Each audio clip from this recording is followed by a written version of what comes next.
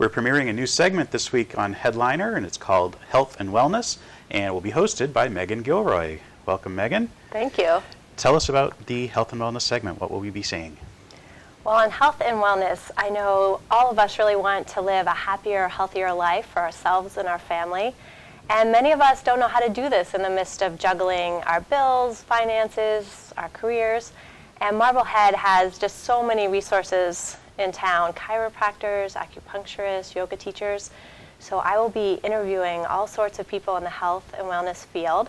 And Marblehead TV is also launching a health and wellness programming segment, and we're going to have a launch party on Wednesday, September 21st at 7:30. We'll have myself and Elaine Whitman, a local yoga practitioner, as well as all sorts of raffles and prizes. So we'd love to have you come up to the station and check that out. And for the interview series, I started off by interviewing Margi Flint. She is a nationally known herbalist whose practice is right here in town. She's been practicing for over 35 years with Earth Song Herbals, and you might be familiar with Margi because she often is seen walking around town with her beautiful long gray hair flowing behind her, and she often has a tent at the farmer's market. So take a look at this interview, and I invite you to be healthy and be well. Welcome. Thank you for having me. Hi, Megan. It's great to be here. So tell me, when people get ill, oftentimes they'll go to a doctor. So why might someone go to an herbalist instead? Well, herbalists are more fun to be with. We spend a whole lot more time. A consultation with an herbalist runs about an hour and a half. Wow. And we cover all aspects of lifestyle, from medical history, of course, to lifestyle, and greatly influenced by the happiness level of the person. So we're going to be talking about food and supplements and activity. How active is the person, and really how happy are they? How are they experiencing joy? So it's much more a holistic, comprehensive way of looking at your life and your health and wellness. Yes, my intern from Bestier said, "Oh, you use herbs as a vehicle to treat the spirit." That's beautiful. It is beautiful. So what is the difference? I know when most pharmaceutical drugs come from plants. Yes. But what is the difference between using a drug and an herb? The pharmaceutical approach is that the research is done and one constituent of the plant is identified as the magic. And an herbalist sees the whole plant, or the upper parts of the plant, or the whole root as being the magic. And so we don't believe in isolating constituents.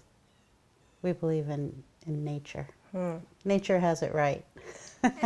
And so how do you really support your clients in healing? Is it only through herbs, or do you make other recommendations as well? Many other recommendations. So I refer out actually to a lot of doctors. I'm not opposed to Western medicine. I work closely with a lot of doctors. So I'll refer out to doctors or chiropractors or massage therapists, or many lifestyle changes, dietary changes.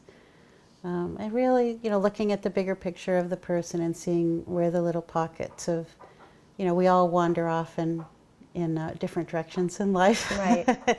It's nice to have a guide to bring us back once in a while. Right, back into that centered, healthy place. Right. So how did you get into herbs? How did this start?